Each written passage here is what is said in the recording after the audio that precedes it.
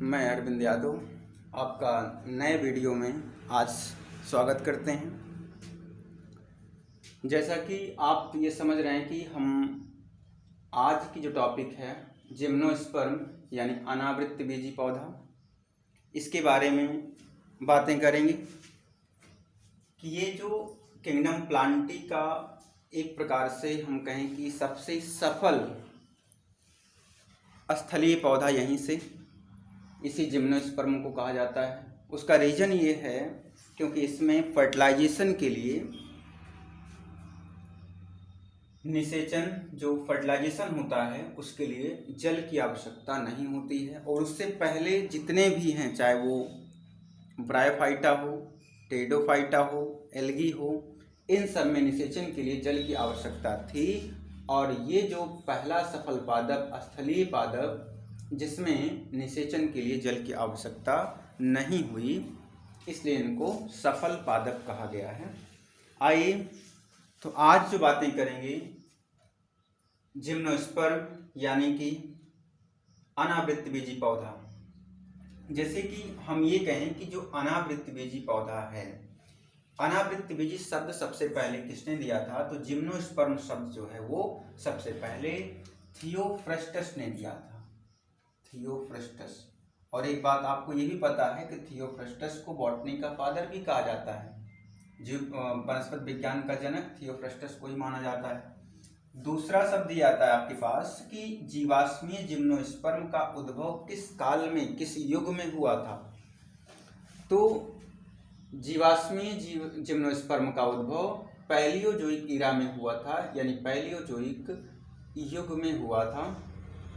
फिर अगला सबसे अधिक विकास, मतलब हम ये कहें कि विकास यानी उद्भव तो पैलियोजोइक युग में हुआ, लेकिन सबसे ज़्यादा विकसित जो है वो उनका विकास जो है वो मीसोजोइक ईरा में हुआ। ये क्वेश्चन आपके टीजीटी और पीजीटी एग्जाम के लिए काफ़ी इम्पोर्टेंट होगा, दोनों क्वेश्चन। यानी कि ये जितनी बातें हैं आपको 4-6 फैक्ट बातें बताई गई जिम्नोस्पर्म की। तो सबसे छोटा जिम्नोस्पर्म किसे कहा गया? जेमिया पिग्मिया को। और सबसे बड़ा जिम्नोस्पर्म सिकोया सेम्परवायरेंस, जो रेडवुड पार्क कैलिफोर्निया में मिलता है, ये वाला। फिर उसके बाद गोबेल एक साइंटिस्ट हैं, एक बॉटनिस्ट हैं, जिन्होंने सबसे पहले ये बताया था कि गोबेल ने जिम्नोस्पर्म को विदाउट ओवरी फेनरोगैम्स प्लांट कहा, यानी कि ऐसे प्लांट सीड तो बनेंगे लेकिन उस सीड के ऊपर सीड कोट यानी कि ओवरी वाल नहीं होगी। उसको सबसे पहले गोबेल ने बताया था। आइए हम देखते हैं जो जिम्नोस्पर्म यानी अनावृत्तबीजी पौधा है, इसका मतलब क्या होता है। तो जिम्नोस्पर्म जो है आपका, जिम्नोस्पर्म ये दो शब्द से मिलकर के बना, एक बना जिम्नास जिसका मतलब होता है नेकेड, ठीक, और दूसरा शब्द आता है आपका स्पर्म यानी कि स्पर्मा जिसका मतलब होता है सीड, यानी कि ऐसे इनको हम कह सकते हैं कि नग्न बीजी पौधा, नग्न बीजी पौधा मतलब ऐसे पौधे जिनका जो बीज होता है, जो सीड होता है, वो उस पर ओवरीवाल नहीं प्रेजेंट होती है, यानी अंडाशय भित्ति अनुपस्थित होती है। हम ये कह सकते हैं कि अंडाशय भित्ति नहीं पाई जाती है, नहीं होती है इसमें, तो इसलिए इनको जिम्नोस्पर्म कहा गया, नेक्ड सीडेड प्लांट कहा गया। आइए हम आगे देखते हैं इन जिम्नोस्पर्म का कैरेक्टर क्या है, यहाँ के प्लांट में एडाप्टेशन कैसे होगा, पूरी चर्चा करेंगे। यानी जिम्नोस्पर्म अनावृत्तबीजी पौधे में क्या कैसे सिस्टम है।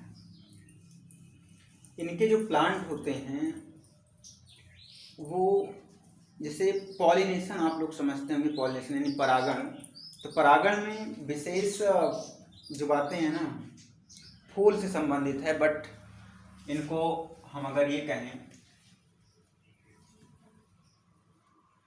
जिम्नोस्पर्म का जो कैरेक्टर है यहाँ पर, तो सबसे पहले आप कुछ बातें जान लिए हैं। इसके बाद हम चैम्बरलैन, एक साइंटिस्ट हैं चैम्बरलेन, इन्होंने क्या किया था, जिम्नोस्पर्म को दो वर्ग में बांट दिया। एक वर्ग था इनका साइकिडोफाइटा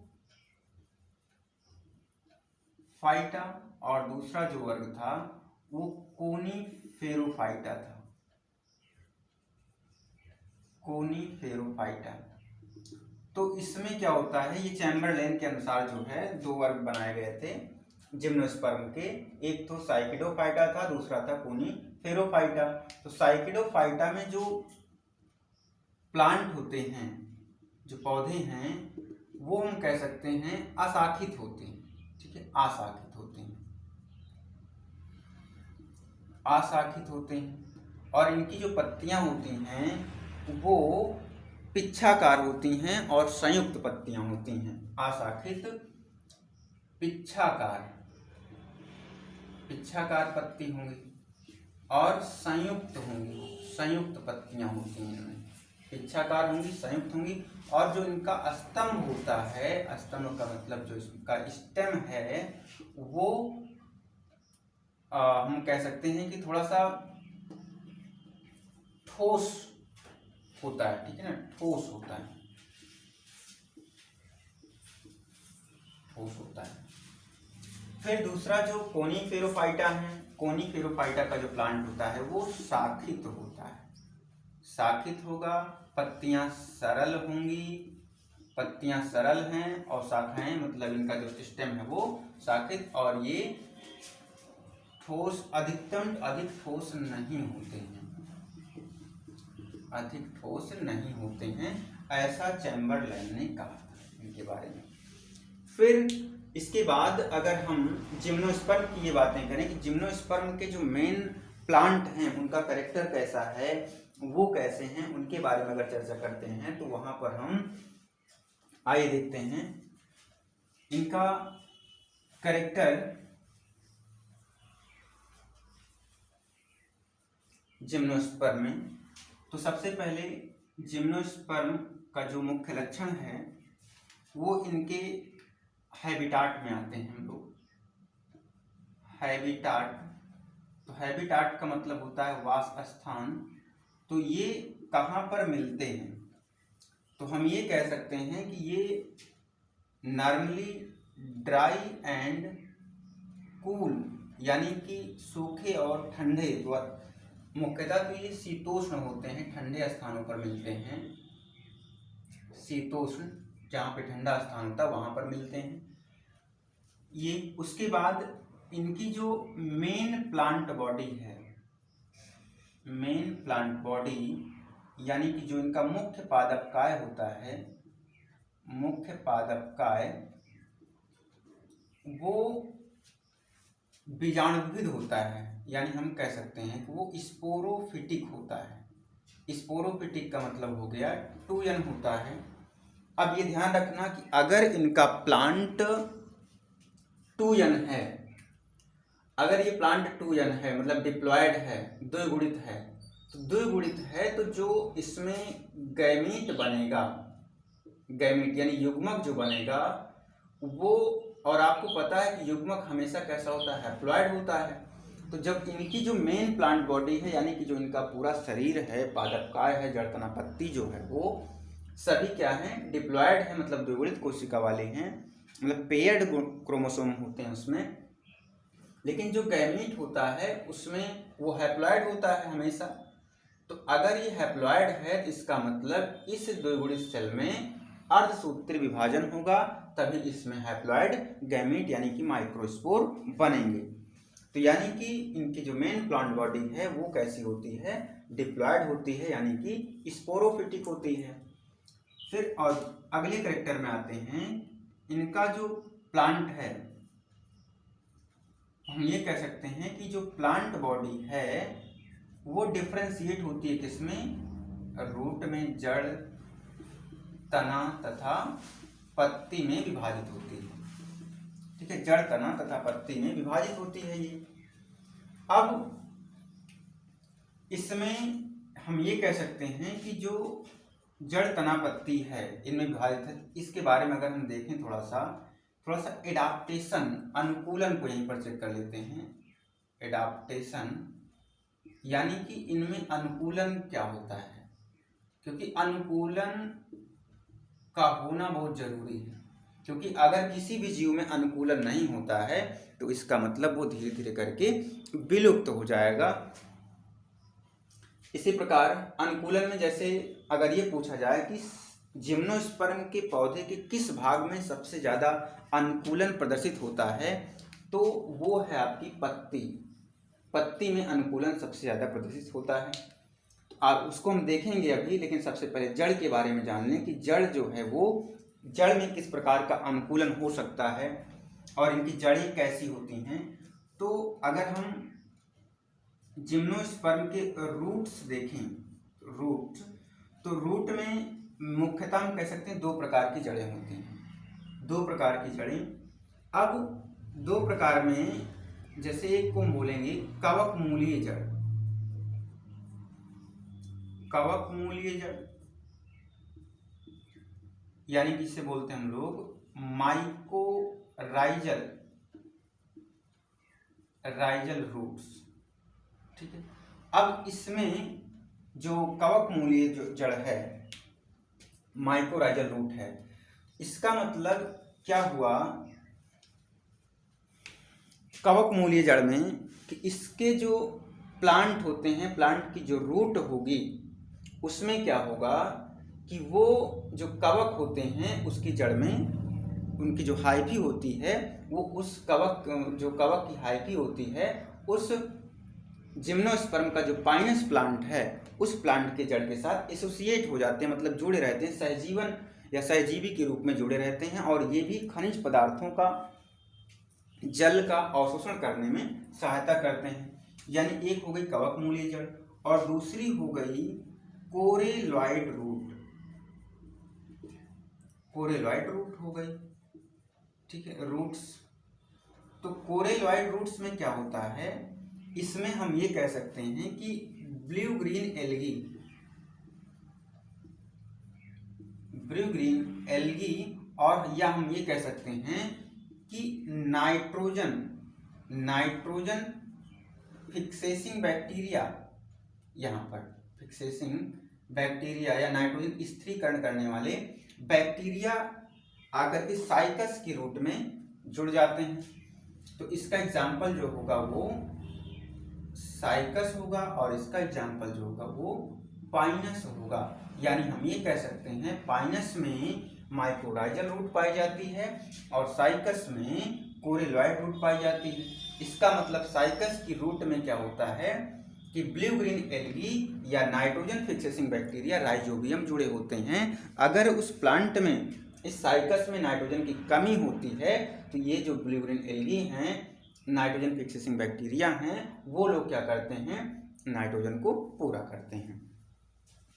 फिर अगर हम यहाँ पर माइकोराइजल रूट की बात करें तो माइकोराइजल रूट जो होती है पाइनस, तो पाइनस के रूट में कवक की जो हाइफी होती है वो जाकर के उसके साथ एसोसिएट हो जाती है, जुड़ जाती है। और वो हाइफी है मतलब तंतुअत होती है, तो वो क्या करती है कि वो भी जैसे अन्य जड़ों की तरह, मतलब पाइनस की जो जड़ होगी वो तो जल का, खनिज पदार्थ का, मिनरल्स का अवशोषण करेगी, उसी के साथ साथ ये जो कवक होगी, ग्लोमेरुलस टाइप की जो कवक होंगी, वो क्या करेंगी, वो भी जल का, खनिज पदार्थों का अवशोषण करेंगी और साथ साथ जीवन यापन करेंगी। अब देखिए जैसे साइकस में क्या था, साइकस में जड़ में जो होता है ना, वो एक तो होता है धनात्मक गुरुत्वानुवर्ती जड़ें होती हैं और एक में क्या होता है ऋणात्मक गुरुत्वानुवर्ती जड़ें होती हैं। ये साइकस की बातें हैं। और अब इसके बाद ये रूट आपको पता चल गया रूट क्या होता है। इसके बाद तने में आते हैं, तना क्या होता है इनका, तो इसको आप नोट कर लेंगे, ये भी काफ़ी इंपॉर्टेंट टीजीटी पीजीटी के लिए और हम बोर्ड एग्जाम के लिए। आइए देखते हैं इनका जो तना होगा, तने में क्या एडाप्टेशन है या तने में कैसे होते हैं इनका तना, शाखित है, अशाखित है, कैसे होगा, आइए देखते हैं हम लोग। जो स्टेम है, स्टेम जिम्नोस्पर्म के प्लांट का, वो स्टेम हम ये कह सकते हैं शाखित भी होता है, ब्रांच्ड भी होता है, यानी हम इसको कह सकते हैं ब्रांच्ड, और दूसरा हम कह सकते हैं अशाखित होता है, अशाखित यानी कि अनब्रांच्ड बोल सकते हैं इसको, अनब्रांच्ड। तो इसका एग्जाम्पल जैसे हम कहें शाखित में पाइनस, और इसमें ले सकते हैं सिट्रस का, ठीक है। इसमें क्या होता है, शाखित होते हैं और ये अशाखित होते हैं। और जो जिम्नोस्पर्म का मेन एडाप्टिव यानी कि मेन एडाप्टेशन कहाँ पर होता है उसके बारे में देखेंगे। तो जो एडाप्टेशन वाली बातें हैं अनुकूलन की, वो सबसे ज़्यादा अनुकूलन जिम्नोस्पर्म की प्लांट की पत्तियों में दिखाई देता है आपको। तो इनकी जो पत्ती होती है, लीव्स होती है, वो आपको सिंपल और कंपाउंड दोनों तरह की दिखी थी, आपको शुरुआत में बताया गया। तो हम ये कह सकते हैं कि मेन यानी मुख्य adaptive parts of gymnosperm plants, ठीक है ना। तो आपका आंसर होगा लीव्स यानी कि पत्तियां, आपका एग्जाम्पल लीव्स होगा, पत्तियां। तो पत्तियों में किस प्रकार का अनुकूलन होता है, जड़ में तो जैसे जड़ जिम्नोस्पर्म की, उनकी जड़ें तो नॉर्मली हम ये कह सकते हैं भले आपको ऊपर से ऐसे छोटी छोटी पतलें फाइब्रस रूट की तरह दिखती हों, बट उनकी जो जड़ें होती हैं वो टैप रूट होती हैं, क्योंकि उनको पानी की बहुत ज़्यादा आवश्यकता होती है। यानी कि जड़ जो होगी वो हमेशा टैप रूट होगी जिम्नोस्पर्म प्लांट की, क्योंकि इसमें जीरोफिटिक एडाप्टेशन पाया जाता है। हम ये कह सकते हैं कि इसमें जीरोफिटिक एडाप्टेशन पाया जाता है, एडाप्टेशन। तो यानी कि शुष्कोद्भिद अनुकूलन होता है। अब इनकी पत्ती क्या होगी, कैसी होगी इनकी पत्ती में, इनकी पत्तियां जो होती हैं, यहाँ तक अगर आप लोग ऐड कर लें, देख लें, तो पत्ती में अनुकूलन क्या होगा, तो पत्तियां इनकी क्या करेंगी। अब सबसे पहले हमें वाष्पोत्सर्जन की क्रिया को कम करना है एडाप्टेशन में, क्योंकि इनको पानी तो ऐसे स्थान पर मिल रहे हैं यानी ऊंचाइयों पर मिल रहे हैं।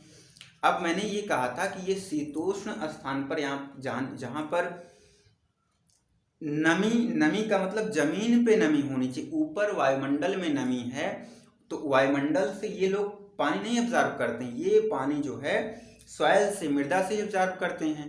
तो ऊपर अगर नमी है, वायुमंडल नम है, वहाँ पर मिलते हैं, तो इसका मतलब ये नहीं हो गया कि इनको पानी की कमी कहाँ है।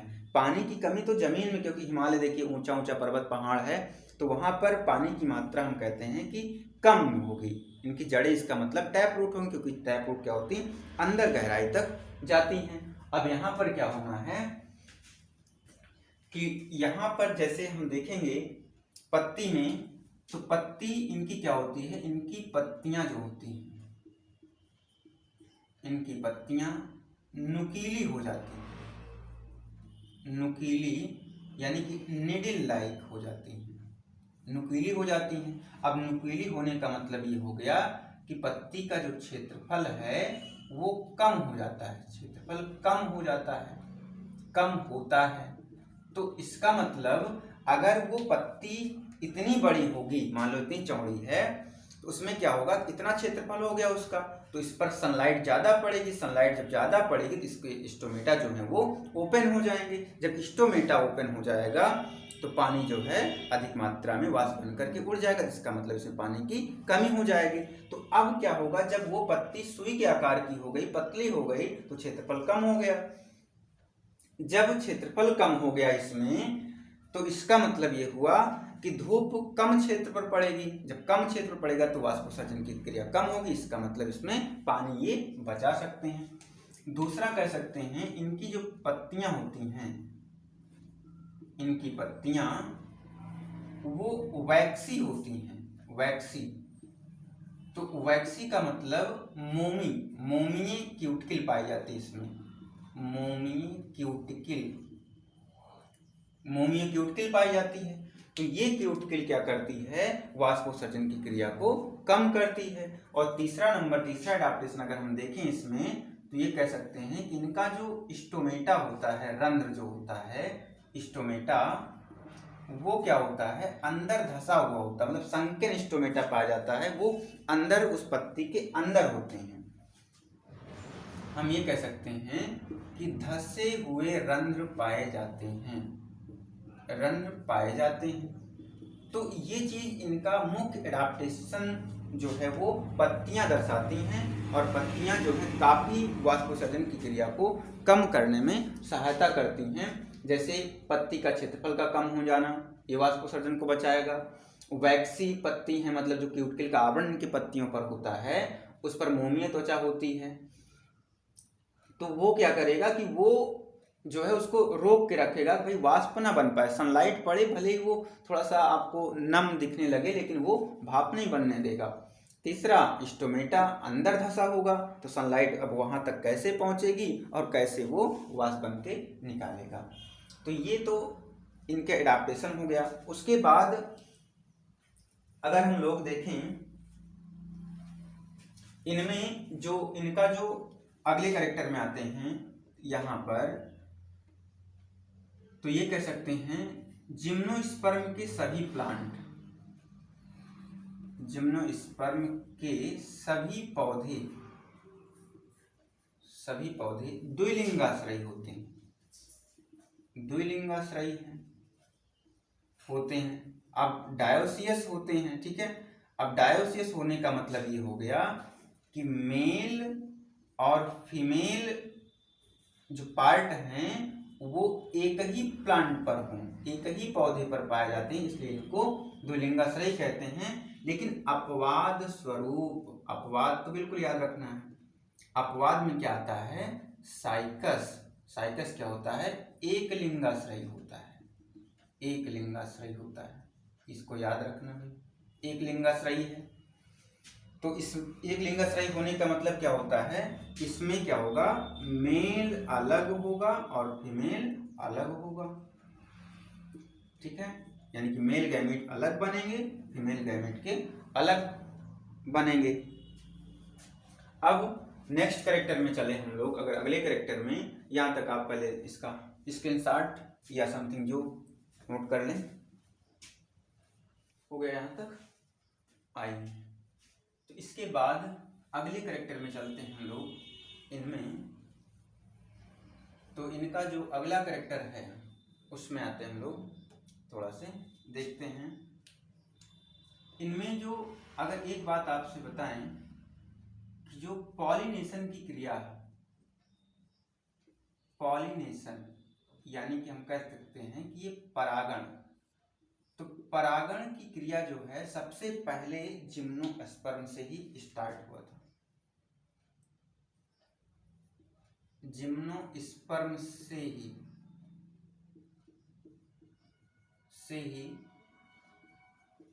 शुरू हुआ परागण की क्रिया। अब ये जो परागण है ये किस प्रकार का होता है, तो हम ये कहेंगे कि इसमें जो है वायु परागण होता है, एनिमोफिली। यानी जिम्नोस्पर्म के पौधों में किस प्रकार का परागण पाया जाता है, तो वायु परागण पाया जाता है, यानी कि एनिमोफिली कहेंगे इनको, एनिमोफिली। फिर नेक्स्ट कैरेक्टर में अगर आए हम लोग, इनमें जो माइक्रोस्पोर है, माइक्रोस्पोर यानी इसको हम पॉलन ग्रेन भी कहें, पॉलन ग्रेन। तो पॉलन ग्रेन का जो निर्माण होता है, माइक्रोस्पोर का निर्माण होता है, वो गैमेटोफाइट यानी कि जो हम ये कहें कि कुछ अवस्था में, जैसे साइकस में 3 कोष की अवस्था पर, पाइनस में 4 कोष की अवस्था पर, और जो आपका इफेड्रा है उनमें 5 कोष की अवस्था पर होता है। तो ये बातें काफ़ी इम्पोर्टेंट होगी, ये लाइन आपको ध्यान रखना है। तो जो साइकस का पौधा है, साइकस, उसमें हम ये कहेंगे साइकस में 3 सेल स्टेज पर होता है, और जो आपका पाइनस है उसमें 4 सेल स्टेज पर होता है, और जो आपका इफेड्रा है, इफेड्रा, इसमें क्या होता है 5 सेल स्टेज पर पॉलन ग्रेन का निर्माण होता है। और एक सबसे अच्छी बात है कि इफेड्रा में ही, यानी इस इफेड्रा में सबसे लंबी माइक्रोपाइलर ट्यूब पाई जाती है, माइक्रोपाइलर ट्यूब पाई जाती है। यानी कि इनका जो माइक्रोपाइल और चैलेजा आप लोग सुने होंगे, जबकि ये सब आपको बीजांड के बारे में, ओव्यूल के बारे में बातें हैं, लेकिन माइक्रोपाइल के रूप में आपसे क्वेश्चन मिलेगा। सबसे लंबी माइक्रोपाइल किसकी होती है, तो वो इफेड्रा की होती है। अब माइक्रोस्पोर यानी पॉलन ग्रेन का निर्माण साइकस में कितने सेल स्टेज पर होता है, तो 3, पाइनस में 4, इफेड्रा में 5, और सबसे लंबी माइक्रोपाइलर ट्यूब जो होती है वो इफेड्रा की होती है। यहाँ तक आप देखेंगे। नेक्स्ट कैरेक्टर में आए अगर हम लोग, तो ये लोग क्या होते हैं, हेट्रोस्पोरी होते हैं, ये लोग हेट्रोस्पोरस होते हैं। यानी कि हम ये कह सकते हैं कि विषम बीजाणुता दर्शाते हैं। ये लोग क्या करते हैं, विषम बीजाणुता दर्शाते हैं, या विषम बीजाणुता पाई जाती है। इसका मतलब ये हुआ कि नर जो होता है उसको कह दें कि ये मोटाइल है, और उसकी जो शेप साइज है अलग प्रकार की है, और जो मादा है वो नॉन मोटाइल होती हैं, और वो बिल्कुल राउंड या स्फेरिकल शेप में होती हैं। फिर अगर अगले कैरेक्टर की बात करें, यहाँ पर ऊपर थोड़ा सा लिखेंगे हम लोग, यहाँ पर नेक्स्ट कैरेक्टर में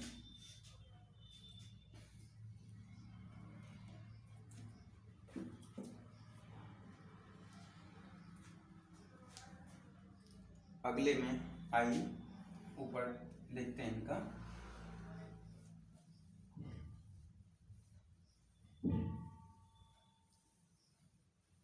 तो इनमें एक अगला कैरेक्टर है इनका कि जो एंडोस्पर्म होता है, इनका एंडोस्पर्म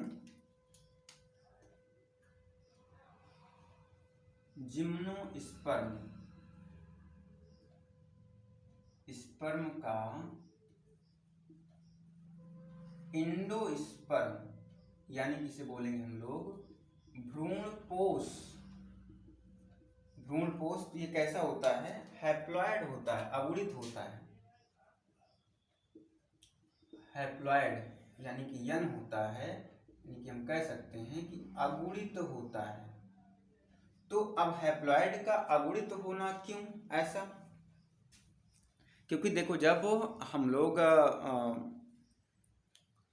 एंजियोस्पर्म का जो एंडोस्पर्म होता है वो त्रिगुणित होता है। उसका रीजन क्या है, उसका रीजन ये है कि यहाँ पर जो एंडोस्पर्म बन रहा है, भ्रूणपोष जो बन रहा है, ये बिफोर फर्टिलाइजेशन बनता है। हम ये कहते हैं बिफोर फर्टिलाइजेशन, यानी कि निषेचन के पहले बनता है। हम ये कहें जो जिम्नोस्पर्म का भ्रूणपोष है वो निषेचन से पहले ही बन जाता है, इसलिए क्या होता है, अगुणित होता है। और जो आपका एंजियोस्पर्म प्लांट होता है उसमें क्या होता है, भ्रूणपोष निषेचन के बाद बनता है, इसलिए वो त्रिगुणित होता है। इसका सीधा सा आंसर यही होगा। तो हम ये जो जितना जनरल कैरेक्टर है नॉर्मल, और एक बात और आपको बताते चले यहाँ पर कि जो जिम्नोस्पर्म में जो गैमीट होता है, यानी जो गैमेटोफाइट है, हम लोग कह सकते हैं गैमेटोफाइट बोलें तो वो हम कह सकते हैं कोन के रूप में होता है, कोन या स्ट्रोबिलस के रूप में होता है, ठीक है, शंकु के रूप में होता है। ये बातें याद रखना, शंकु के रूप में पाया जाता है। और इनमें जो एडाप्टेशन था और सारी जो मेन कैरेक्टर थे, मुख्य कैरेक्टर जो थे जिम्नोस्पर्म के, हम लोग यहाँ पर इसको डिस्क्राइब करके अच्छे से पढ़ लिए, समझ लिए। अब वीडियो लंबा ना हो, इसके बाद की जो टॉपिक होगी, जो चर्चा होगी, अगर हम बोर्ड एग्जाम के लिए जैसे बात करें साइकस की, पाइनस की और अपने टीजीटी पीजीटी के लिए, तो हम नेक्स्ट पार्ट में साइकस को लेकर के आएंगे, साइकस का एक एक टॉपिक अच्छे से। अगर आपको वीडियो अच्छा लगे तो लाइक, शेयर, सब्सक्राइब करना ना भूलें। धन्यवाद।